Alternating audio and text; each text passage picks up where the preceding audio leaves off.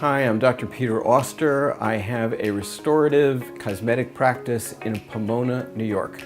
If you have a chance, take a look at the February 2019 edition of Dentistry Today.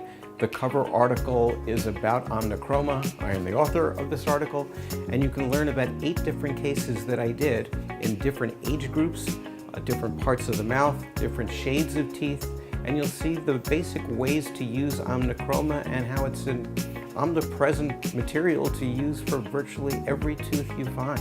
I will be lecturing at the Texas Dental Convention on May 2nd, 3rd, 4th, and 5th. I will also be lecturing at the Florida Dental Meeting on June 27th about Omnichroma. Please come there, meet us. You actually get to play with the material, you get to use it for all different uses, and you'll find it's very rewarding.